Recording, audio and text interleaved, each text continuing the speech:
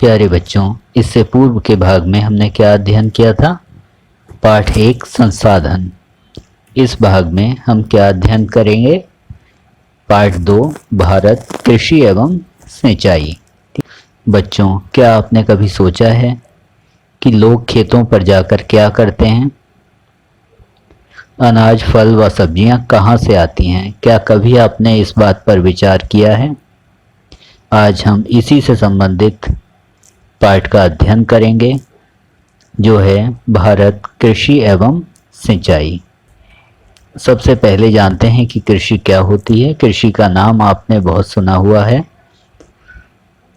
खेतों में फसल बोना, काटना तथा अनाज लाना कृषि के अंतर्गत आता है। यह सारी प्रक्रिया कृषि के अंतर्गत आती है। कृषि के अंतर्गत बच्चों यह बात ध्यान रखनी है कि अर्थशास्त्र में या बच्चों यह बात ध्यान रखनी है कि अर्थव्यवस्था में कृषि के अंतर्गत प्रकृति से जुड़े निम्नलिखित व्यवसाय भी आते हैं, जो हैं पशुपालन, मधुमक्खी पालन, रेशम कीट पालन, बागवानी और मत्स्य पालन। पशुपालन, मधुमक्खी पालन, रेशम कीट पालन, मत्स्य पालन, बागबानी। तो यह स्पष्ट है कि कृषि के अंतर्गत प्रकृति से सीधे जुड़े हुए व्यवसाय आते हैं। कृषि के संदर्भ में कुछ महत्वपूर्ण तथ्य आपको ध्यान रखने हैं। हमारा भारत एक कृषि प्रधान देश है। पुराने समय से ही यहाँ व्यक्तियों का जो मुख्य व्यवसाय है वह कृषि रहा है और भारत की अधिकांश जनसंख्या पुराने समय से ही कृषि पर आधारित रही है। आज भी देश के 55% लोगों को कृषि से रोजगार प्राप्त होता है। राष्ट्रीय आय का 17% जो हिस्सा है वह कृषि से ही प्राप्त होता है। तो भारत में कृषि का बहुत महत्व है। अब जानते हैं कि फसल किसे कहते हैं। मनुष्य अपनी आवश्यकताओं की पूर्ति के लिए जिन पौधों को उगाता है उन्हें फसल कहते हैं। खेती के तरीकों में परिवर्तन। पूर्व काल से और अब आधुनिक समय में खेती के तरीकों में बहुत बड़ा परिवर्तन आया है। पहले खेत जोतने के लिए हल का इस्तेमाल किया जाता था, जिसमें पशुओं का इस्तेमाल होता था।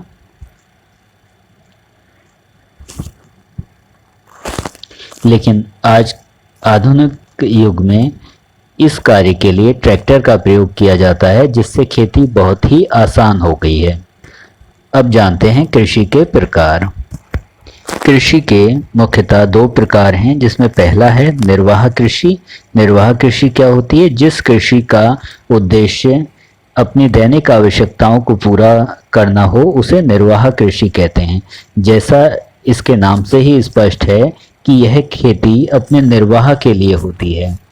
अपने निर्वाह यानी कि अपनी आवश्यकताओं को पूरा करने के लिए। ठीक है। दूसरी है व्यापारिक कृषि। व्यापारिक कृषि क्या होती है? जिस कृषि का मुख्य उद्देश्य फसल को बाजार में बेचना हो उसे व्यापारिक कृषि कहते हैं। अब देखते हैं कृषि फसलों के प्रकार। कृषि फसलों के मुख्यतः 3 प्रकार हैं। पहला है रबी की फसलें, दूसरा है खरीफ की फसलें और तीसरा है जायद की फसलें। अब रबी की फसलें कौन सी होती हैं? जिन फसलों को शीत ऋतु के प्रारंभ में बोया जाता है तथा ग्रीष्म ऋतु के प्रारंभ में काटा जाता है, ठीक है, वे कहलाती हैं रबी की फसलें। ठीक है। कौन कौन सी फसलें हैं ये? इसकी जो मुख्य उपजें हैं वे हैं गेहूं, चना, जौ, मटर, सरसों, अलसी आदि। अब देखें खरीफ की फसलें कौन कौन सी हैं। जिन फसलों को वर्षा ऋतु के प्रारंभ में बोया जाता है तथा शीत ऋतु के प्रारंभ में काटा जाता है। कौन कौन सी फसलें हैं ये हैं धान, मक्का, ज्वार, मूंग, जूट, मूंगफली आदि। ठीक है। मुख्य रूप से धान की फसल पर आपने ध्यान दिया होगा कि धान की फसल को बोते समय बहुत सारे पानी की आवश्यकता होती है और वह पानी कब प्राप्त होता है? वर्षा ऋतु के समय। जायद की फसलें देखें। जिन फसलों को ग्रीष्म ऋतु तथा वर्षा ऋतु के बीच मार्च अप्रैल में बोया तथा काटा जाता है। कुछ फसलें ऐसी होती हैं जो इन दोनों फसलों के बीच में बोई और काटी जाती हैं। ठीक है, कौन कौन सी हैं वे? मुख्य उपजें हैं इसकी तरबूज, खरबूज, ककड़ी आदि। तो इस तरह से ये 3 तरह की फसलें हैं, रबी की फसलें, खरीफ की फसलें और जायद की फसलें। ठीक है। देश की मुख्य उपजें। सबसे पहले नंबर आता है चावल या धान का। ध्यान दें, धान की फसल अभी हमने जाना था कि किस तरह की फसल है। यह है खरीफ की फसल, और खरीफ की फसल कब बोई जाती है? वर्षा ऋतु के प्रारंभ में। आप देखें कि धान की उपज के लिए बहुत सारे पानी की आवश्यकता होती है। ठीक है। इस फसल के जो मुख्य उत्पादक क्षेत्र हैं भारत में, वे हैं पश्चिम बंगाल, उत्तर प्रदेश, आंध्र प्रदेश आदि। भारत में सबसे ज्यादा चावल या धान का उत्पादन किस राज्य में होता है? पश्चिम बंगाल में। ठीक है। और इसके लिए आवश्यक दशाएं क्या हैं? अधिक गर्मी, अधिक पानी, उपजाऊ चिकनी मिट्टी। जिन राज्यों में ये सारी दशाएं होती हैं वहां पर चावल या धान का उत्पादन अधिक मात्रा में होता है, जैसे कि ये राज्य हैं। ठीक है। अब बात करते हैं चावल या धान के उत्पादन में विश्व में भारत का स्थान कौन सा है? वह है दूसरा। यानी कि पूरे विश्व में चावल या धान के उत्पादन में भारत का दूसरा स्थान है। प्रथम स्थान किसका है? चीन का। भारत की दूसरी मुख्य फसल देखें, वह है गेहूं। यह है गेहूं की फसल। ठीक है। और इस फसल के मुख्य उत्पादक क्षेत्र और आवश्यक दशाओं की यदि बात करें, प्रमुख उत्पादक क्षेत्र हैं इस फसल के उत्तर प्रदेश, पंजाब, मध्य प्रदेश। इसका अर्थ है कि भारत में सबसे ज़्यादा गेहूं किस राज्य में उत्पादित होता है? वह है उत्तर प्रदेश। आवश्यक दशाओं की यदि बात करें तो इसके लिए क्या क्या चाहिए? दोमट मिट्टी, सामान्य वर्षा, पकते समय गर्मी। ठीक है। मिट्टी दोमट मिट्टी होनी चाहिए, वर्षा सामान्य हो, ना बहुत ज़्यादा ना बहुत अधिक हो और ना ही बहुत कम हो। बहुत बार वर्षा नहीं होती है इस मौसम में, तो फिर अन्य माध्यमों से सिंचाई की आवश्यकता होती है। पकते समय गर्मी की आवश्यकता होती है, इसीलिए गर्मी के प्रारंभ में इसको काटा जाता है। विश्व में भारत का स्थान गेहूं के उत्पादन में कौन सा है? दूसरा। और प्रथम स्थान किसका है? चीन का। ठीक है। अगली फसल देखें। अगली फसल है गन्ना। यह है गन्ने की फसल। अक्सर आप जो गन्ना मार्केट में देखते हो उसकी फसल इस प्रकार की होती है। प्रमुख उत्पादक क्षेत्र गन्ना उत्पादन के हैं उत्तर प्रदेश, महाराष्ट्र, कर्नाटक।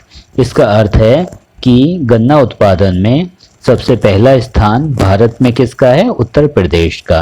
आवश्यक दशाओं की बात करें, इसके लिए चाहिए उपजाऊ मिट्टी, गर्म व नम जलवायु। अब देखें गन्ना उत्पादन में विश्व में भारत का जो स्थान है वह है दूसरा, और प्रथम स्थान किसका है? ब्राजील का। ठीक है। अगली फसल है,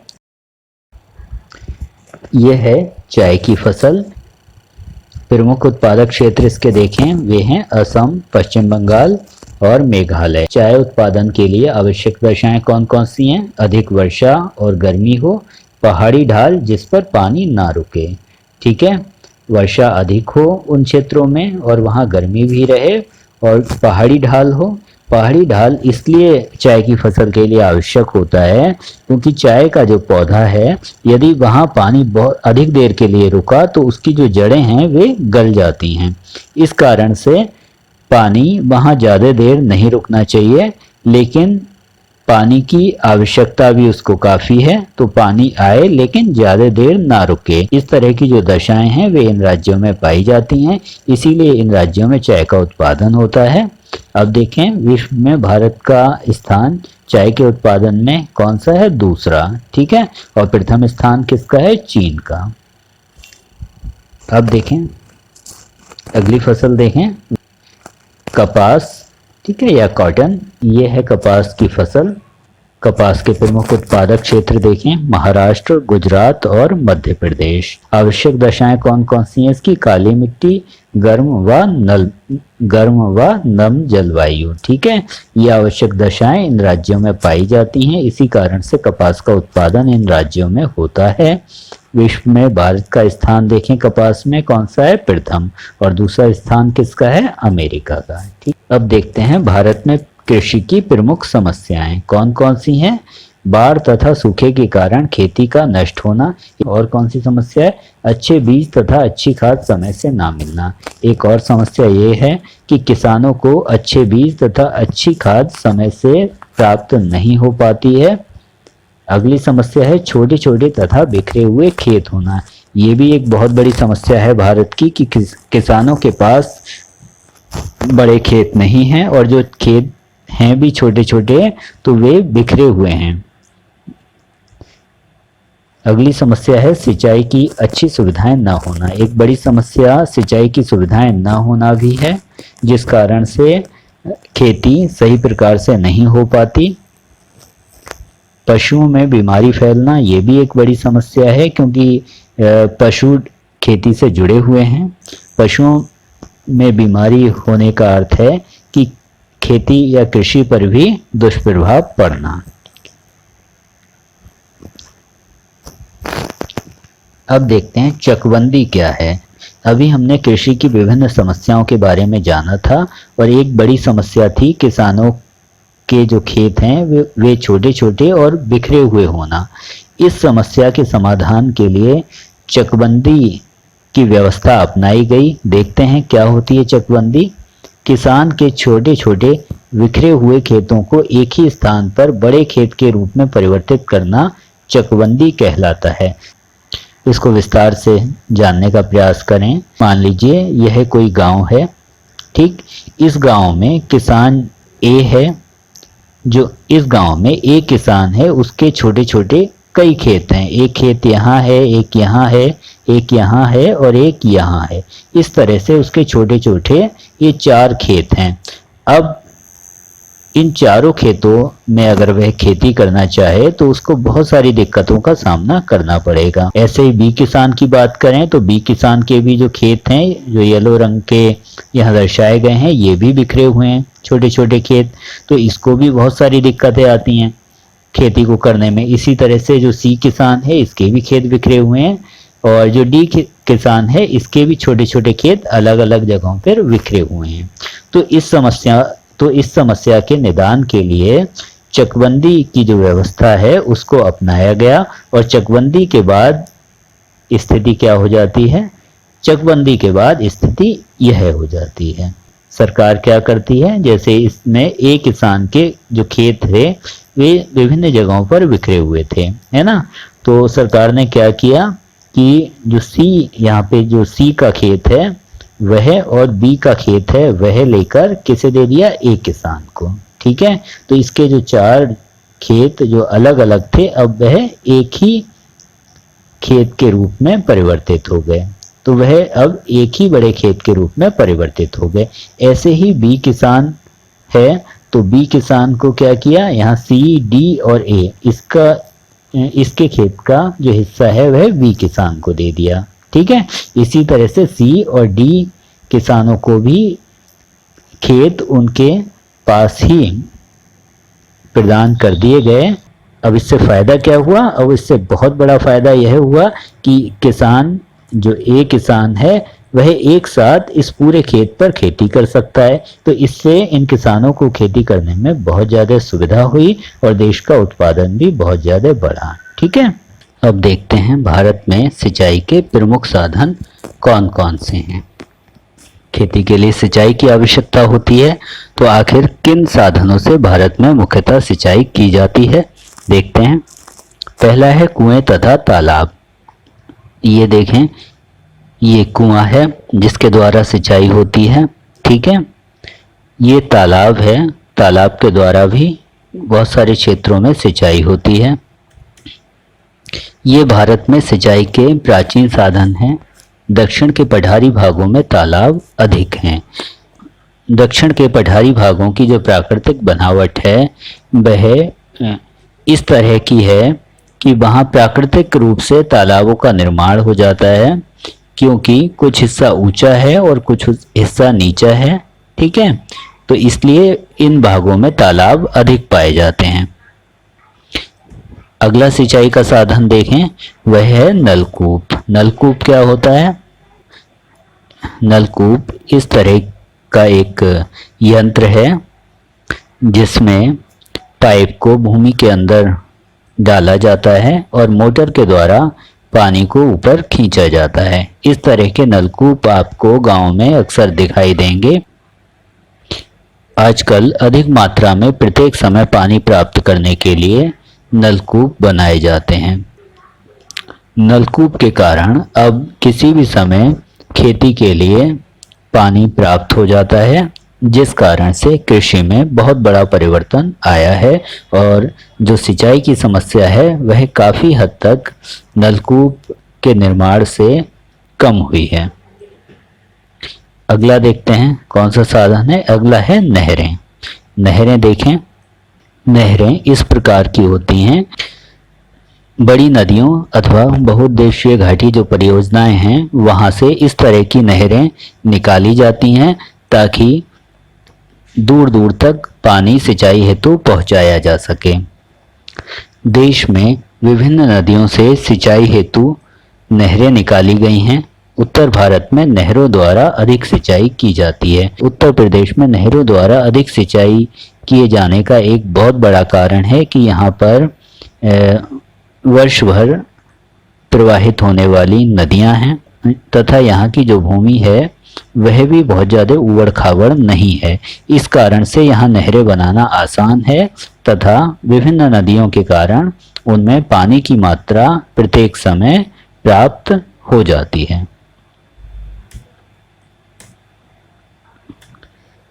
अब देखते हैं सिंचाई की नवीन पद्धति। जैसा कि आपने संसाधन वाले चैप्टर में भी जाना था कि हमारे जो प्राकृतिक संसाधन हैं वह सीमित हैं, जिसमें जो जल है वह भी हमारे पास सीमित है और निरंतर जो जल का स्तर है वह कम होता जा रहा है।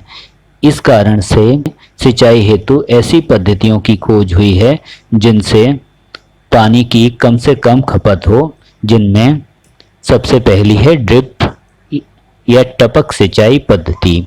यह क्या होती है ये देखते हैं। ये कुछ इस तरह की प्रणाली होती है।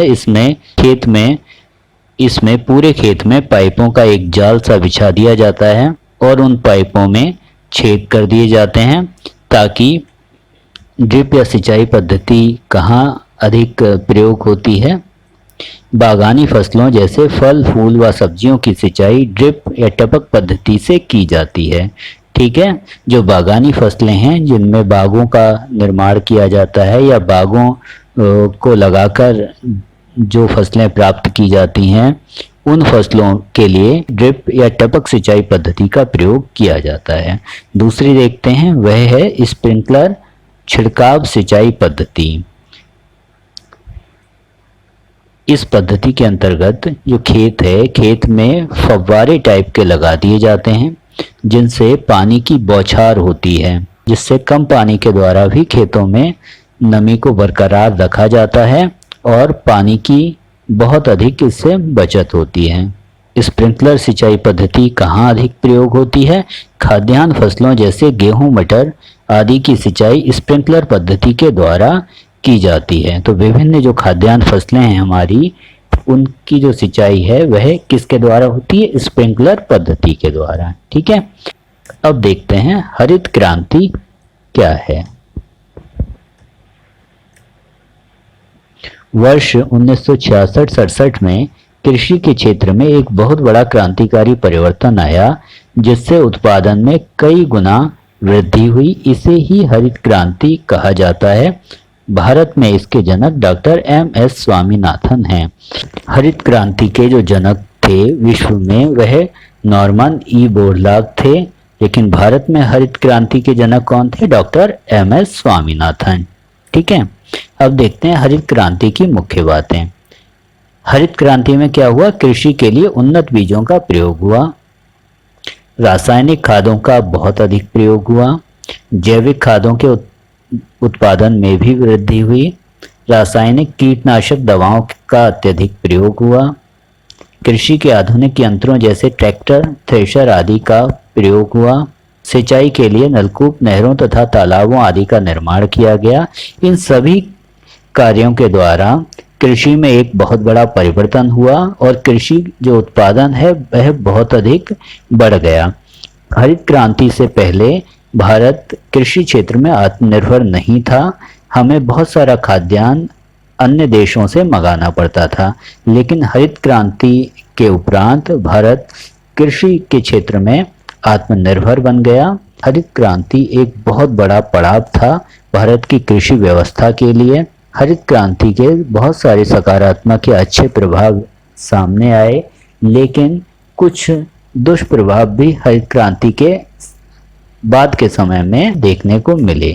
ठीक है, हरित क्रांति का एक दूसरा और नुकसानदायक पहलू यह है कि अधिक रासायनिक खादों तथा कीटनाशकों के प्रयोग से प्राणियों के स्वास्थ्य पर प्रतिकूल प्रभाव पड़ा है, जिस कारण से शरीर जो मनुष्य का जो शरीर है वह जिस कारण से प्राणियों के जो स्वास्थ्य है उस पर प्रतिकूल प्रभाव पड़ा है। यदि इन कीटनाशक युक्त फसलों का पशु सेवन करते हैं तो पशुओं के भी स्वास्थ्य पर प्रतिकूल प्रभाव पड़ता है, और यदि मनुष्य इनका सेवन करता है तो मनुष्य के भी जो स्वास्थ्य है उस पर प्रतिकूल प्रभाव पड़ता है, यानी कि उसको बहुत सारी बीमारियां हो सकती हैं। ये प्रभाव तुरंत सामने नहीं आते, हरित क्रांति के समय भी ये प्रभाव सामने नहीं आए, लेकिन जैसे जैसे समय व्यतीत हुआ तब ये प्रभाव सामने आने लगे।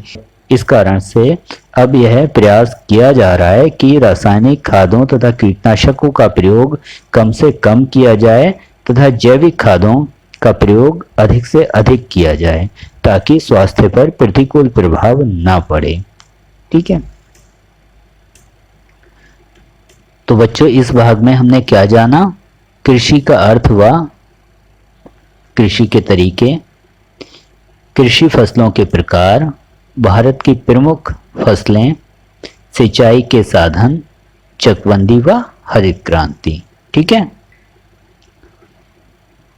गृह कार्य अभ्यास प्रश्न में आपको पाठ्य पुस्तक में दिए गए प्रश्नों के उत्तर अपनी अभ्यास पुस्तिका पर लिखने हैं। अगले भाग में हम अध्ययन करेंगे पाठ 3, भारत खनिज संपदा।